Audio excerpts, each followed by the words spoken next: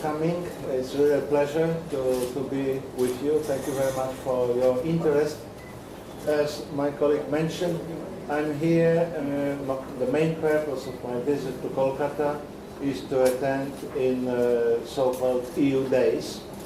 This is our project organized in different cities of India to promote the knowledge and understanding about the European Union and to promote EU-India relations. I had a very nice and rewarding meeting with the students at Jadavpur University this morning, mainly with the students of international relations, and later on with IIM students and leadership. And I'm really happy that the cooperation between the European Union and India in the field of education is getting better and better. According to our figures, so far almost 250 students from West Bengal have been part of our Erasmus Plus project. Erasmus Plus project is designed to have student exchanges between third countries and the European Union. So far we have had, during the last few years, almost 6,000 students from India who spent at least one semester in one of the European universities. And among them, almost 250 students from West Bengal. And I really congratulated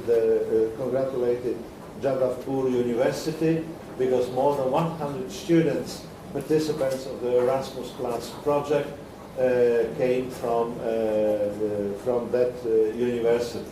And we have promoted even more exchanges, as we are interested to have more Indian students in Europe. At the same time, we are interested to have European students in India as well.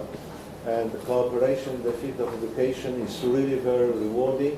As of now, according to our estimation, through different channels on the basis of private studies, through scholarships provided by the European Union, by EU member states, universities, and the framework of bilateral programs, as of now, we have more than 50,000 Indian students in European universities in all EU member states.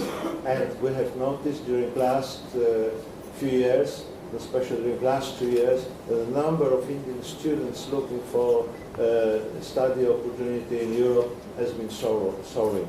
That's why we are very happy of it, because this is something which builds better understanding and develops better knowledge about each other, and we are really very happy that those Indians who have studied in Europe are to some extent ambassadors of Europe later on in India, and vice versa. And in addition to that, we have a well-developed projects and schemes for exchange of researchers, faculty members. I can tell you that another project we implement is a technical assistance capacity building project for Indian universities. And as of now, 96 Indian universities are part of the project. A few months ago, I met with representatives of such universities in Manipal, and we are doing really very well. But we are not satisfied yet. We hope that the student exchanges, research exchanges, science and technology cooperation will be further developed under bilateral agreements, under our general schemes, and we are promoting it very much. Maybe I will come back with one sentence to our Erasmus Plus scheme. Erasmus Plus scheme is designed for European students and third country students, but we don't have quotas for different countries. This is an open competition project, And I'm really proud to tell you that the Indian candidates are the most successful applicants for Erasmus Plus scholarships. And I met a number of students who recently spent some time in Romania, in Italy, in France, and in other countries. It's a very rewarding and forward-looking project. Everything depends, our future depends on the young generation. Dear friends, this is concerning my trip to Kolkata, but allow me to say a few words concerning or regarding the EU-India relations. In November, the European Union adopted its strategy on relations with India, which is a very visionary strategy designed for the medium and long term, in which we express our commitments and political declarations that we are very much interested in developing bilateral relations with India.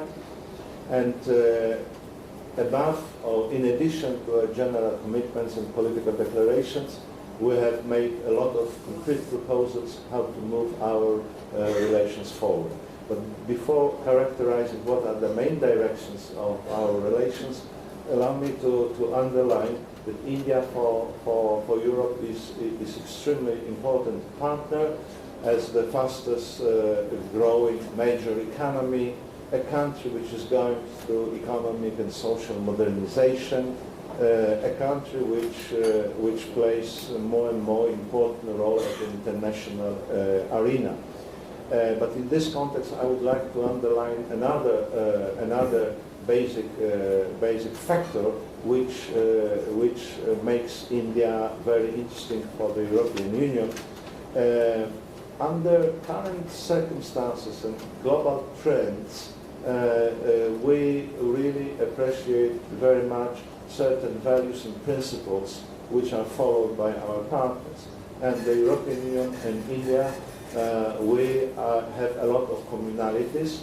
We follow basic principles, the same basic principles like democracy, rule of law, human rights, and what is very important, devotion to the rules-based international order, multilateralism or multipolarity. And I can assure you that by nature of the European Union, by nature of India, it's easier for us to find common language with India than with India. Again, this is very easy to identify. Why? Because the European Union is the biggest trading partner, the most important trading partner for India, with trade in goods and services exceeded recently 110 billion euros. It's more than 120 billion US dollars.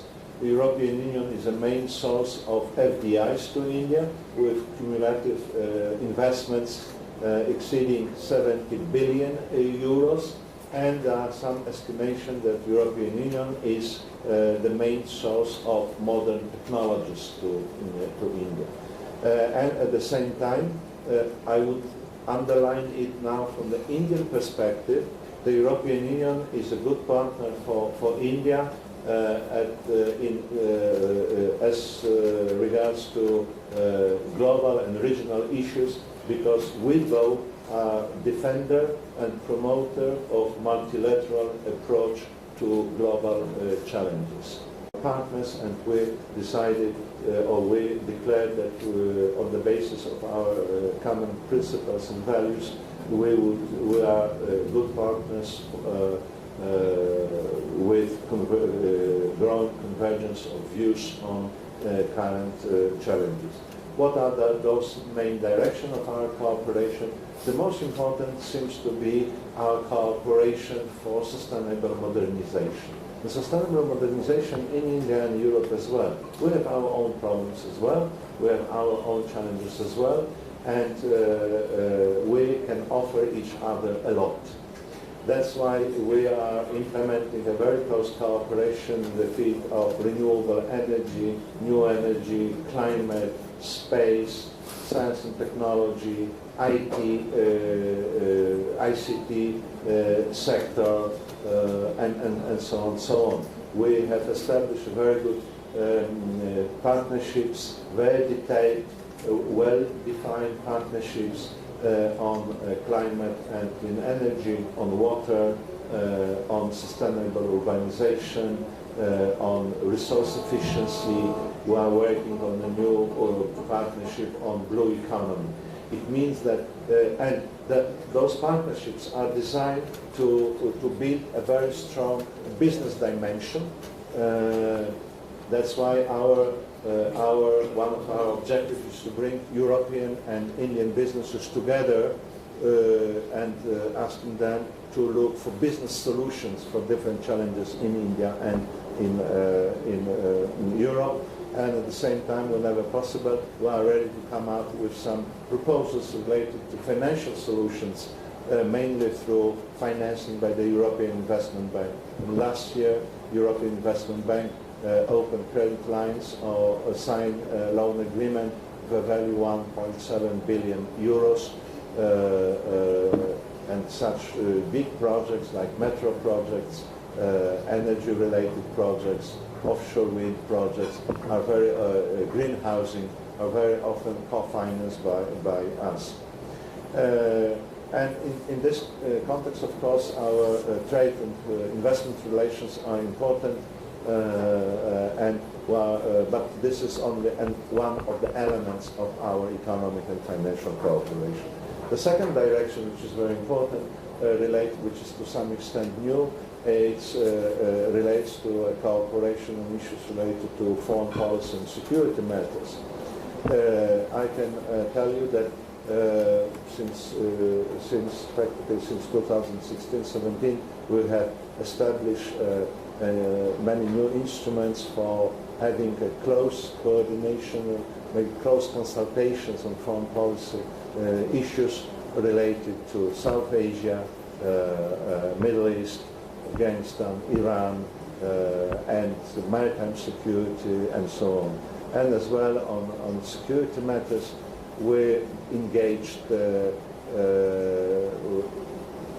in such sectors like counterterrorism, cybersecurity, maritime security. We did go far beyond the exchange of general declarations. We engaged into such cooperation Indian law enforcement agencies, and on the European side, Europol, Eurojust. I mean, that were experts which are able to come up with practical solution to our challenges. Very much interested. Relates to a cooperation on global and regional issues. Look, we are living in a very unpredictable and uncertain world. We don't know how the international global political system will look like, how the global economic governance will look like, how the global trade system will look like, and I'm absolutely convinced, and this is a result of our consultations with the Indian government, we have a lot of communalities, and we can work on a very specific issues together, including, for example, in the context of current trade wars launched by some countries. We cooperate in the form of at the WTO, looking for some solutions. Don't forget that the European Union is the largest trading partner in a global sense. Climate change, as you know, that we are very committed, both the European Union and India, to implement the Paris Agreement on climate change.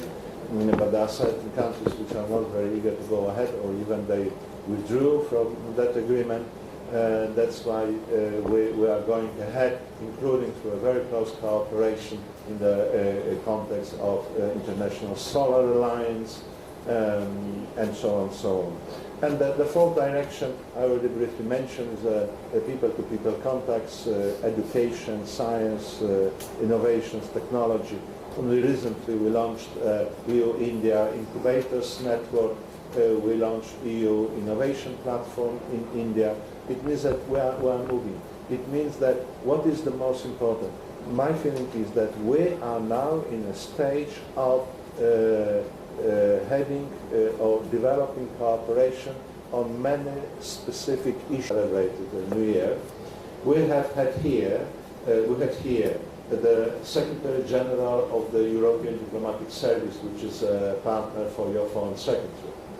We had here Director General for Development for International Cooperation.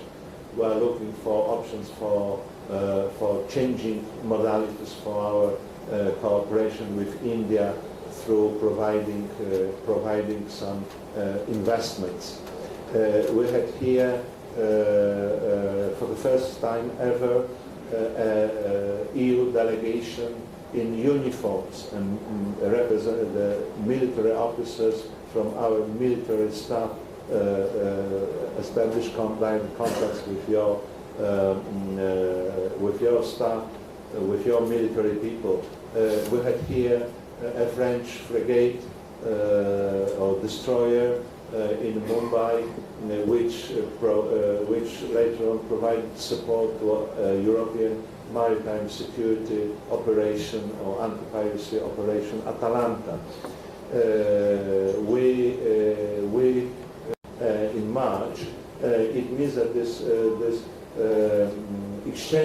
such exchanges and consultations on a very broad scope of issues are very extremely active.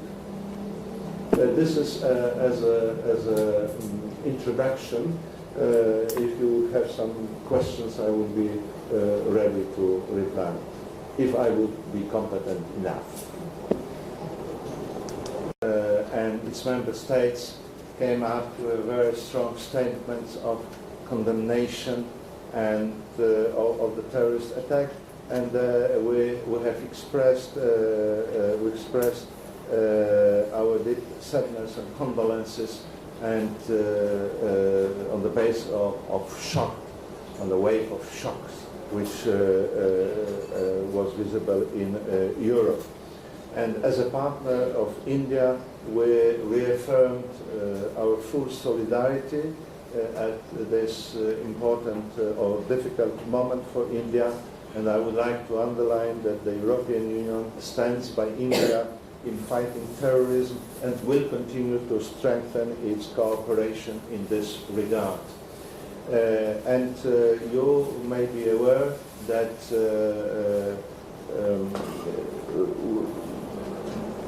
at political level, the issue of fighting terrorism was discussed on each occasion, and there are no differences between India and the European Union. We condemn any type of terrorism, despite of motivations and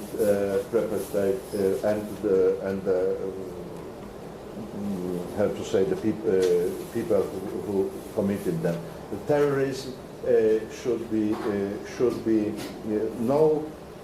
any act of terrorism. Any act of terrorism is criminal and unjustifiable, regardless of the motivation, whenever and by whomsoever committed. There are no differences in this field. And the second point is that we have a very active dialogue on counter-terrorism between the European Union and India. The last round of such dialogue was held last September, as I remember. November. And what is important, that dialogue was conducted in the participation of the representatives of different Indian institutions, not only MEA, and on the European side as well, not on the officials, but as well experts and officials from Europol, which is the main police-related agency. And we discuss practical ways to strengthen our cooperation. And when our leaders met in 2017 at the Poda summit, they issued a joint declaration on counter-terrorism, on cooperation in combating terrorism, and it was a very important declaration because for the first time in our relations. We agreed to strengthen cooperation and to take action, including against prescribed terrorists and terrorist entities. And for the first time in our official documents, we even mentioned certain organizations and individuals which have been listed by the European Union. And like Lashkar-e-Taiba, Jaish-e-Mohammed, and others. It means that we, on our EU anti-terrorist list, we have a number of organizations which are very much known in India and in the region. And in the context of last terrorist attack, I would like to underline that the Jaish-e-Mohammed is listed by the European Union as a terrorist organization. Concerning other action, I can specific action after the terrorist attack last week in Kashmir. We are very much in touch with the Indian government, and we are discussing ways in what we can support India on these specific issues, and the practical means and tools are being discussed. Concerning task force or terrorist action task force, most of the EU member states are members of that task force, and the European Commission is a member of TAF, and some other EU institutions are observers. And as you know, there is a grey list which was established last year, and there are some countries from this part of the world are on the grey list.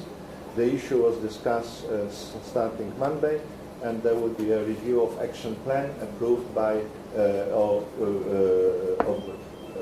action plan which were agreed with certain countries in this part of the world will be reviewed very soon. Concerning our relations with Pakistan, we have a well-developed dialogue, and I can assure you that through such dialogue we convey messages, like to many other countries, that we convey messages about our position on terrorism and the ways to combat terrorism, and we are absolutely against one of our messages is that each country is responsible for any kind of organizations which might be perceived as those who provide or who are behind terrorist actions, and such government should deal with them. Concerning details, what we are discussing with the Indian government as of now, we are in the process of discussing in what way we can help India are underway. But the general statement is that we are with India in combating any forms of terrorism. And in 2017, for the first time, our Operation Atalanta conducted joint exercises with the Indian Navy, and at the end of December last year, for the first time, Navy Operation Atalanta and the Indian Navy for the first time jointly escorted WFP ships, World Food Program ships, delivering humanitarian assistance to Somalia.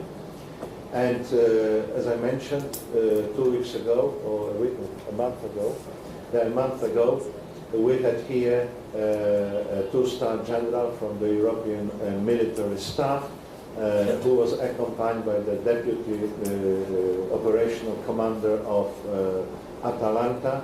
We had meetings with the Minister of Defense, with the integrated staff, with Navy staff, we visited the Western Command of the Indian Navy in Mumbai, and we agreed to further strengthen cooperation as regards to the maritime security.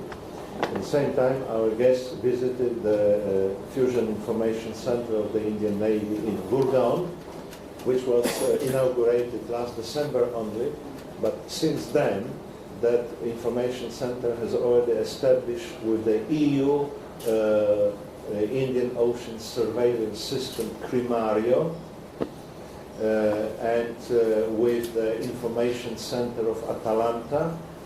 That's why there's an exchange of information on a daily basis. And and 2 weeks ago we had a 1.5 conference on maritime security, where governmental officials, Navy representatives from both sides, and scholars discussed ways and options for strengthening cooperation between the European Union and India as regards to maritime security.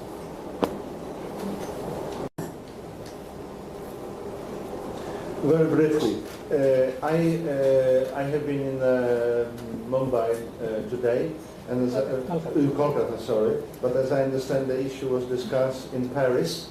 There's one of 3 review conferences, and I understand the issue was discussed, and there was an appeal towards Pakistan to implement the action plan, which was designed for Pakistan last year. And as I understand, it was decided that the review of the implementation of the plan will be held in May. The second one, as I mentioned, Jaish-e-Mohammed organization is listed by the European Union as a terrorist entity since probably long, I don't know exactly. In addition to that, we have other organizations on our list, like Taiba, Lashkar-e-Taiba, Hizbullah Mujahideen, Mujahideen, and many other organizations. And let's see what will happen at the UN. At this moment, I can tell you that we, as the European Union, we have as well our autonomous terrorist list. And with Masood Azhar, it's not listed, but we have such list, and we have procedures to list terrorist entities and terrorists without having a decision by the UN. At this moment, that's all what I can tell you. That we have our autonomous list. That's why. But as I understand, the 2 member states, 2 EU member states, who are members of the Security Council, the UK and France, has already launched a process to try again to list Masood Azhar by the UN. And that's all. We are not at the stage of intelligence sharing. The second one, but we share information, and I forgot to mention why I described our overall approach to cooperation with India on counterterrorism, that we launched a cooperation on listing terrorist entities and terrorists between the European Union and India. And in addition to that, we launched cooperation on counter-radicalization, especially counter-radicalization online. It means that cooperation on counter-terrorism covers now contacts between Counter-Terrorism Center of Europol in Den Haag and Indian law enforcement agencies, covers cooperation and exchange information on designation of terrorist entities and terrorists, and covers as well cooperation, exchange of best practices and lessons learned on issues related to counter-radicalization online. It happens or not happens, under what circumstances we don't know yet. But from our point of view, the European Union is fully committed to implement all agreements which have been reached with the Indian government and Indian entities in all possible fields. The Brexit as such doesn't have a direct or indirect impact on our relations with India. We are fully committed to all political declarations, political commitments, practical agreements in all fields. We are going to go ahead. That's why the fact that we published our strategy last November, the Brexit has not changed our approach and our interest in developing relations with India. Concerning the practical impact of possible UK or the Brexit, I can tell you that according to our estimations, after possible Brexit, the European Union will remain the largest trading partner for India, the main source of FDIs, and the main source of modern technologies. We appeal to all countries, all members of the international community to take action against terrorists or terrorist group which might be identified as acting in their territory. This is international obligation based on international law and United Nations Security Council decisions. Will be published this coming April. That's why there is some kind of growth, but not very impressive, to be honest. But what is very important, what I would like to underline, that the EU-India trade is very balanced, which is not the case for your trade with many other partners. But you will find figures in this brochure which is available outside. Other in practically in all sectors. India for the European Union is on the top of our agenda from political, diplomatic and economic point of view. We perceive India as a very prospective partner for the future in economic field, but as well in the field of foreign policy and security matters, and as well in the field of dealing with global and regional challenges. We have a lot of commonalities in our approaches. We have been able to transform these basic principles and values into more and more clearly identified common interests. And we are moving forward.